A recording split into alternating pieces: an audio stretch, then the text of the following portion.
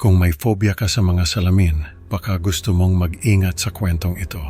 Isang kababalaghan ang naranasan ng ating bida na siguradong magpapakaba sa'yo. Habang sinusubukan niyang harapin ang takot niya, may nakita siyang anino sa likod ng refleksyon niya. Pero ang pinakanakakatakot, yung refleksyon niya nakangiti sa kanya kahit hindi naman siya nakangiti. May phobia ako sa mga salamin. Hindi naman sa ayaw kong makita yung mukha ko, pero may naranasan kasi ako nung bata pa ako na hanggang ngayon ay dinadala ko pa rin. Dati kasi, sa bahay namin ang daming salamin, yung mga full body mirror na nakasabit sa dingding. Lahat yon ay mga lumang salamin na naiwan ng lolo ko.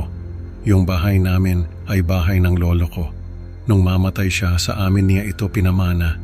Sabi ni Mama, yung mga salamin daw na yon ay mga koleksyon ni Lolo. May mga kwento pangaraw ang bawat isa sa mga yon, pero hindi na naikwento sa amin ni Lolo. Kaya lang dahil nga sa phobia ko sa mga salamin, tinakpan ko yung mga yon. Sabi ko kay Mama kung pwede ay itapon na lang namin yung mga yon, pero ayaw niya. Kaya tinakpan ko na lang ng mga tela. Hindi naman sa ayaw kong harapin yung phobia ko. Nung teenager ako, sinubukan kong harapin yung takot ko sa mga salamin. Sabi ko sa sarili ko, walang dahilan para matakot ako sa mga salamin. Hindi naman ako sasaktan ng mga yon. Hindi naman ako kakainin ng mga yon. Kaya sabi ko, harapin ko na yung takot ko. Isang gabi, nagpunas ako ng isang salamin sa kwarto. Sabi ko, hindi ako matatakot. Paulit-ulit kong sinabi yon sa sarili ko habang pinupunasan ko yung salamin. Tapos nung malinis na yung salamin, tiningnan ko yung refleksyon ko. Sabi ko sa sarili ko, hindi ako matatakot. Tapos may nakita akong anino sa likod ko. Napasigaw ako at napatalon palayo sa salamin. Pero pagtingin ko, wala naman akong kasama sa kwarto. Ako lang mag-isa. Simula nun sabi ko, hindi ko nahaharapin yung takot ko. Takpan ko na lang yung mga salamin. At least, hindi ko na makikita yung mga yon. Hindi ko na makikita yung reflection ko. Hindi ko na makikita yung mga anino na nasa likod ko. May isang pagkakataon na naimbitahan ako ng kaibigan ko sa isang art exhibit. Sabi niya, maganda raw yung mga paintings, kaya naman excited ako. Pagpasok namin sa exhibit, halos himatayin ako sa takot. Yung buong exhibit, puro salamin. Yun pala yung theme ng exhibit. Mga paintings na may salamin. Sabi nung kaibigan ko, hindi raw niya alam na ganun pala yung theme ng exhibit. Kaya lang, nandun na kami. Kaya sabi ko, sige, tingnan na lang namin yung mga paintings. Habang tinitingnan namin yung mga paintings, halos hindi ako makahinga.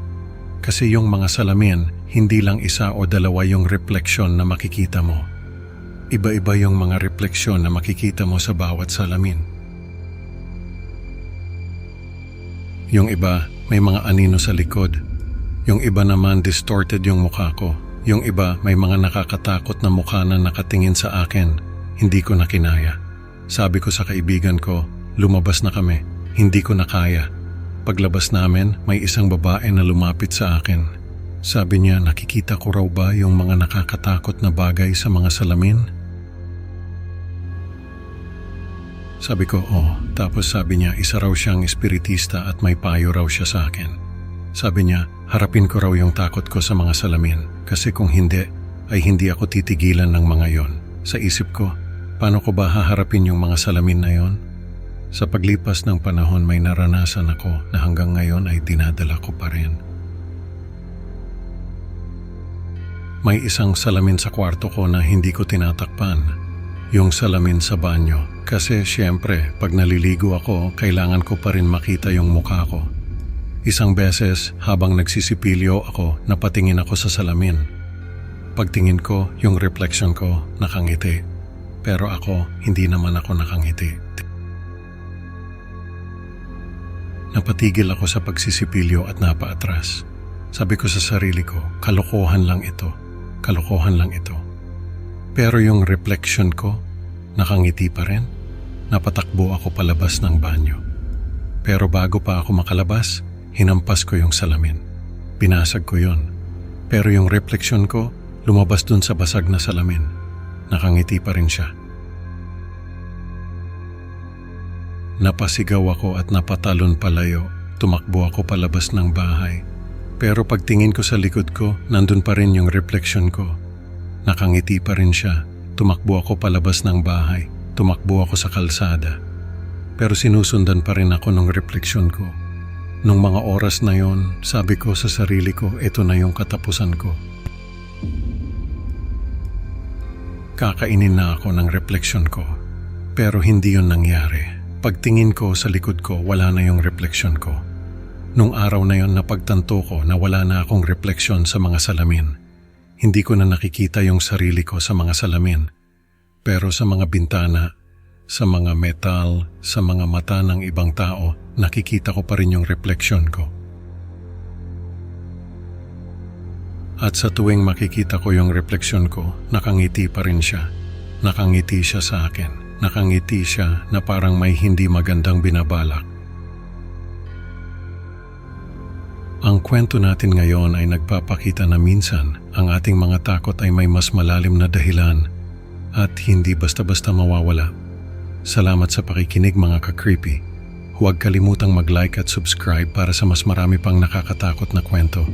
Excited na akong makita kayo sa susunod na upload. Hanggang sa muli, mag-ingat sa mga refleksyon. Baka may nakangiti sa likod mo.